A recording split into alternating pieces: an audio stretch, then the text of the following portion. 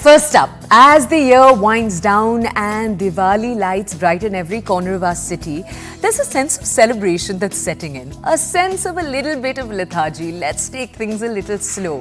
It marks the start of that yearning. Ki chalo, let's take a little break, let's take a little holiday, a well-deserved pause.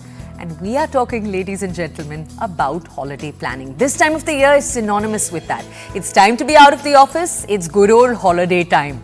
Now, whether you're thinking of hitting the road for a little getaway this Diwali weekend in just a few days from now, or you want to buy your December holiday tickets now, which is when the prices are still affordable, we're here with all of the country's best hidden gem locations, and we've actually got today on the show the industry's best experts to share their travel tips to affording luxurious holidays. So when do they go in to buy their tickets, for example? What are their hacks to getting the cheapest prices? We'll have all of that and more. We'll also ask our experts, are traditional favorites like Goa still reigning supreme? Are there newer destinations that Indians are now giving a try? So whether you're a seasoned traveler or you're planning your dream vacation, whether you're going out solo or you want to go out with your family, we're hoping this conversation will give you the holiday start. We'll have a series of experts with us right here on the show to join us and bring us their context. Ladies and gentlemen, the big thing we want to do with our experts today is understand when they go on, for example, Make My Trip or any other travel website to buy their tickets, how do they go about making their choices? How do they compare different airline prices and the add-on prices? That's question number one. Number two, how do they decide the destination they want to go to? What are the weighing in factors? All of that and more right here on the show. Let's go first to the CEO of Wowidays Tourism. He's with us this morning. This is Raghu Chowdhary. He'll be sharing his insights on how everything happens. Raghu, good morning. Thank you for joining us here on The Breakfast Club.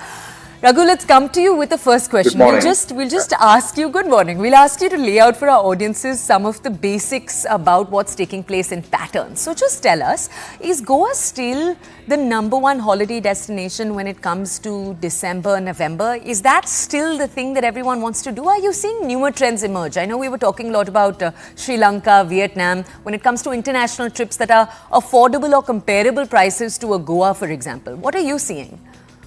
Yeah, of course. So for Indians, so whether it is from the northern side of Indians or southern Indians or western side, even for a Goans, Goa is almost all-time favorite destination.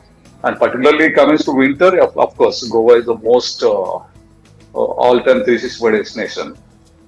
So other than Goa, if you see there are for Manali and Himachal and other now Uttarakhand, other parts also is booming very well. Okay, tell us something. What are interesting facts about Indian travelers? Are we planners? What have you noticed, Raghu? Do we plan in advance? Do we buy our tickets mostly last minute? What do we like? Earlier, if you compare to pandemic, pre-pandemic, or not really actually, if you compare to from USA, Europeans, generally they all plan accordingly in a year, 6 months earlier. But Indians, we always, the security and our leaves and so a lot of uncertainty. So we generally don't plan earlier. But post-pandemic, things have been changed. A lot of new things have come up, and the insurance companies have come up in travel industry. Even if you are uncertainty also, right? You can take 100% refundable if you cancel last moment also. So many things have changed. Slowly, Indians also changing to early planning. So what will happen if you plan earlier? So things will change definitely. If you book your air ticket or hotel 3 months before, the things will be early bird offer. You'll get maybe a 10-20,000. The same air ticket will cost you if you book 15 days prior. So maybe it comes to 2 times, 3 times, 4 times higher. Instead of that, generally, as I said, a lot of insurance companies has come into this industry. You can plan earlier 3 months, 6 months, even 1 year. So with early bird offers, so just pay 5% or 10% more for the insurance companies. So your trip will be safe. And even if you are uncertain at last moment, also you have options to cancel your trip and get your full refund. Okay. So things have been changing slowly, not immediately. Post-pandemic, we are seeing so many things have been changing. Like earlier, people used to spend even if we are 30,000 or 40,000 bucks. Indians used to go always, they used to think twice, 10 times why to spend this much amount. But right now, people are open to it. People are spending even 10 times, 20 times higher post-pandemic to travel, to see the world across. So you're saying the pandemic has changed something in the way that Indians travel. 100%, 100%. Wow. Yes, pandemic has given Raghu, us so just many tell us positive this. ways. We want to ask you now, and this is really the heart of why we wanted to get you on the show. Tell us, what are your personal hacks to when you plan? Because you run the agency that you do, you can obviously, you get a bird's eye view of the way in which prices rise, prices fall, for hotels, for destinations, and for flight tickets, even train travel. So tell our audiences, what have you found is the best way to plan things? Is there a particular time? You know how they say that 2 weeks before your flight, the prices are actually the best. So they say things like this. How much of that is real? What are the hacks you tell your own family members, for example? See, flights or hotels always depend on the demand. It's a dynamic and it's always on demand. Right. If in a season, sometimes flights always increase, the keep changing increase. Right. As I said earlier, you always suggest to book since so many options has come, even if you're uncertainty also. First thing you book advance, so you get early bird offers through flights, hotels, or cruise, or and more than early bird offers, even if you're not a price concern. So many people say, okay, whatever the price is, we're ready because we are uncertain and we don't know our plans. We may go to this destination, we may go to that destination. Okay, in that situations also, what will happen in the second case? Suppose you like to travel your holiday with the leisure destinations and leisure hotels. You like to spend in particular hotel, particular cruise or particular flight. You like to travel maybe in bigger airlines, right? Bigger aircraft. But what will happen if you are last moment booking? The things may change. You may not get the hotel you would like to stay. So that hotel may be sold out. That particular flight may be sold out. So whatever the availability is there, so you are so definitely you're choosing that option forcefully on the Okay, so particular day. Raghu, I just want to summarize quickly. You're telling our audiences as early as you can go, as much time as you can give your planning, use that. Early bird offers are very important. That's great advice. But tell our audiences, because that's advice to bookings. But I want to know more. So, for example, if you want to understand there's a certain hotel you have in mind you want to go to, do you have a way of approaching hotels for best deals, for example? Do you call up hotels generally? Do you use websites? Tell us more. How do you go about it? Yeah, coming to the hotels, particularly we'll categorize hotels. Yeah, you can book if it is your family's group of the passengers. You may ask the hotel directly to come up with the good deals as the group rooms. I also always suggest to go to the tour operators or any consolidator. So what will happen? This consolidator tour operators will have a pre-purchase inventory, and they may have a contract race pre-purchase inventory. They purchase room inventory or flights, anything before 3 months, 6 months, that particular sectors. So choose the operators who have this inventory. So whatever you are paying online, suppose you are paying 10,000, 15,000 bucks per room night, the same inventory will be available with the tour operators as a consolidator with the lesser rates. So definitely choose, give a thought, like you set all the option, online option, directly contacting hotel and check the options, whoever is having the tour operators, consolidators, lesser rates, contract rates, and with the merge of all the things, we suggest to check all the options. Raghu, I just want to ask you, and I know the irony of asking you this because you run a tour operation yourself, but I want to ask you more and more, it feels like a lot of young Indians, we're just going online and finding things out for ourselves, right? You go on Yeah. Google, you do your Googling yourself, you find your location, you find where you want to travel, and there's enough out there to do this. So I just want to ask you, for those of us who are, for example, self-starters, we want to try to figure things out on our own, what are your tips there? So this is a vice versa, actually. So yes, most of the things are available online. Even this tour operator, which I was suggesting also, is putting the many offers on the social media, maybe through Instagram or Facebook, all many platforms. All these offers are there. Yeah, you can check all these options through online also. The tips we suggest definitely there's certain particular period of time as there is a early bird offer. Other than early bird offer, also choose your destination season wise. Right. Suppose if everybody is traveling to Goa or everybody is traveling to Kashmir. There's no point on that particular point. If you're traveling with a family, you like to enjoy that nature, you like to enjoy that destination. Choose a different locations where you're on your bucket list, right?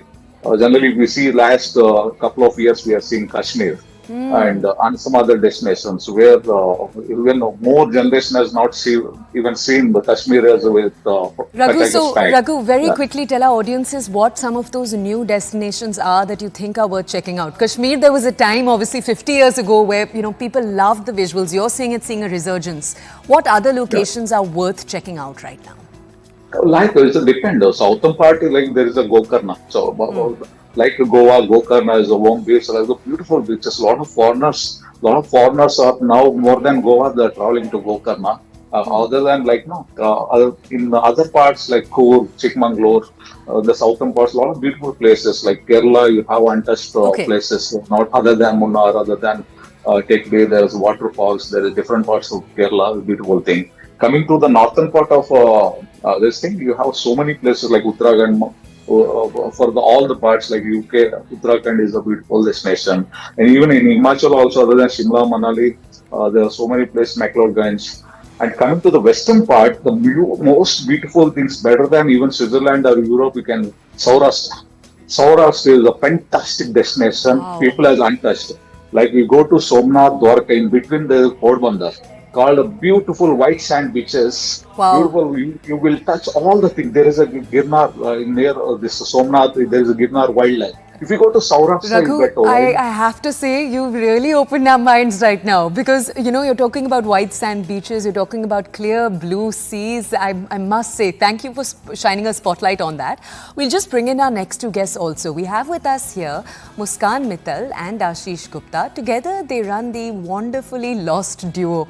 Guys, we're so excited to have both of you with us here on the show today. Let me just tell our audiences that every single day on your Instagram, you spotlight for thousands and thousands of people the different destinations you go to, where you stay in those destinations, and what both of your travel tips are for these destinations. We wanted to have both of you on so we could get a more personal touch to this topic, understand what your experiences have been like. So Muskan, Ashish, we'll take our first question to you.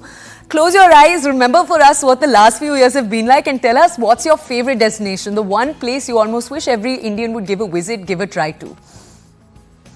So we are a couple and we love going to romantic places, and we've traveled to Bali 2 times this year. That has been the most romantic destinations we have traveled together. The beaches are pristine, a lot of scenery around there, and a lot of luxury hotels to just relax and enjoy time with my partner. That has been the best vacation that we've taken, and we're planning to go there soon again. I think Bali is definitely one of the locations that no Indian traveler should miss. Yes, definitely. It's full of nature. It's full of romantic experiences. Like you will get so much romantic hotels that you won't get anywhere else. The flower baths there, the candlelight dinner setup. It's so romantic. Like every couple should visit there. So it's our favorite destination. Okay, for so I sure. have to ask both of you this. If one looks at your Instagram, such a big part of your brand is just how in love both of you are, and it's really beautiful to see. But I have to ask you, anytime one is traveling with family members or they're traveling with a spouse, jhagda to ho jata hai. You're traveling from one spot to another. Tell us, what's your secret to making sure communication remains great? Because unfortunately, Christmas time, holiday time, we've now gotten used to one fight or the other will end up happening with our family when we're traveling. Do you guys have tips there? Yeah, so we try to avoid it by planning. So our perspective for travel aligns at a place that we want to go out and experience the things instead of just staying back at the hotel.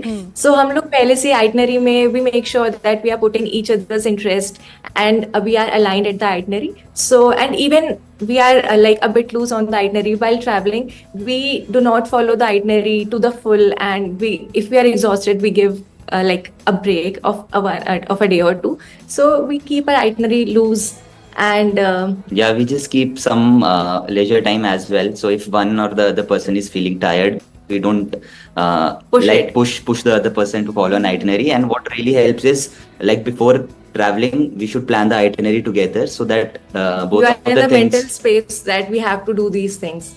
I Yeah, so love we that. Those are Those are some very solid tips. So you're basically saying, and let me just summarize because this is a great one. You're telling our audiences, A, try to be on the same page before you travel somewhere. Right. So Yes. make your itineraries together, but also I love what you said, be on the same page about whether you want to explore on a trip or you want to relax on a trip. Sometimes we take relaxation holidays, sometimes we take exploration ones.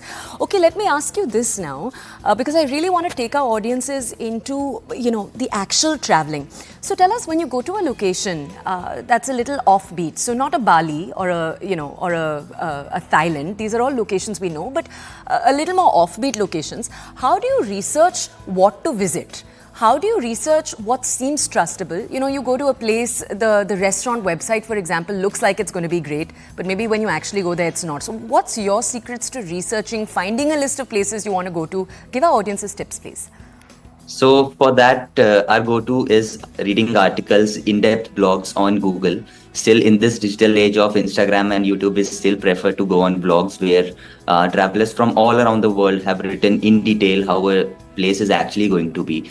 And after reading, I think, a lot of articles about a place, if a place really interests us, that is when we hop onto YouTube to get an idea of how the place actually looks, and to figure out how to get from the airport to the hotel and everything around transportation, internet connectivity on a remote island. That is what we look for on YouTube. And then finally, for the up and coming trending spots, we just check up on Instagram, we search the place, and all the reels from that place just pop up on our feed, telling us what are the top trending places that we should visit. So that's, I think, our 3-step way about researching any destination that we're going to visit. And the point about finding out good reviews, we trust Google Maps. Most of the time it hasn't Let us down.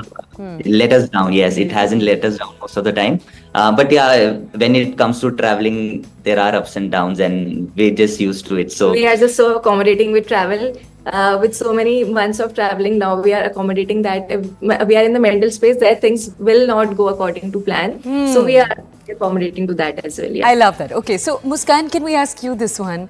There are a lot of female travelers who want to go out alone, and in India, the options that a lot of parents are okay with their daughters traveling to is Goa. For obvious reasons, everyone has this impression that Goa is very safe. But I want to ask you, what are other maybe slightly hidden gems that you think are also safe for women to go, solo female travelers, for example? Pondicherry in South is very safe. It's very nice, peaceful, and if you are a beach baby, then Havelock in Andaman is very safe for girls, and it's very beautiful, very less crowded. So it's a very nice place for beach. And if you are love tradition, then Udaipur is my favorite. It's very beautiful, and you just feel the pleasure of being a woman there because you dress all up in like tradition wear, and it's so beautiful. So it's safe. Okay, Yeah. okay, that's so lovely and to I hear. think even Himachal is something that Himachal is safe is for also women. there, right? We've traveled to Manali, Sisu, and Kasol, which yeah. have felt pretty safe for women in general. Okay, and Ashish and Muskan, can we ask you this? For the audiences that are listening right now, and just before this, we had the founder of a travel company join us. He gave us his advice. We want to ask you the same question. For anyone watching right now, Goa ke beyond, safety ke angle se we've just discussed, but in terms of just places everyone should give a try to. You hear, for example, Udupi's beaches are worth looking at. I just want to ask you, what are your top destinations you want Indians to look at in India? Okay. I think Kerala is still very underrated. A lot of people For beaches. yes, for beaches and for the natural beauty in Kerala. A lot of people don't end up going to Kerala. It's still very underrated. A lot of beach towns there as well. For Then one example, is- Varkala is getting quite famous recently. And even in Karnataka, Udupi is getting quite popular. Along with it, there are some surfing lessons that have come up in that same area. Again, in a small town called Mulki. So these small regions are definitely that one should start exploring. Even Gokarna has gained a lot of popularity in the recent days. So Gokarna, but yeah, it's gotten crowded just as the case of Goa. So these are the hidden gems in south of India. And again, east of India is still unexplored. So people who are a bit adventurous should definitely plan. Even we are left, we still have to plan for the We northeast. have to plan, yeah. But we are dying to go and visit Meghalaya and spend like 15 days there. I think a lot of unexplored beauties in Meghalaya. All right, so you've given our audiences actually places across the entire country. So I hope people were listening with a paper and pen. Let me just ask you both lastly, before we let you go, one more thing that really stands out in all of your videos is how fit both of you are. So we want to ask you, when you're traveling, how do you balance? Are you exercising? Are you taking out time? Because you're also, anytime one travels, you want to try out local delicacies, right? So maintaining that balance gets really tricky. What are your secrets? What's your advice to doing that, especially this holiday time?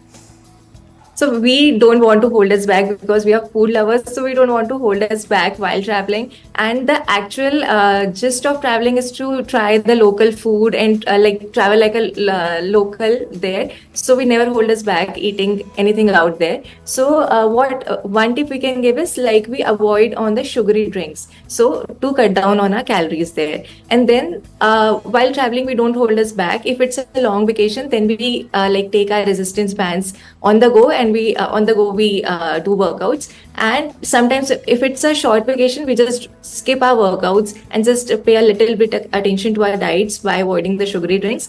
And we are just regular with our workouts before and after the trip. Yeah, so once we are back to our routine. We're going to the gym consistently and eating our diets as clean as we can. Just cheat days here and there, but yeah, we try to eat as clean as we can, so when we are back home, so that we can enjoy the cuisine when we are traveling outside. Okay, Muskan, Ashish, it's been lovely to hear from both of you, to understand how you balance everything. Lovely to hear how you keep the peace going also when you travel. All right, we're going to head into a quick break. On the other side, after all of those travel secrets, how you can travel with your family, where you should be going, we're going to head into a quick break. On the other side, more on The Breakfast Club.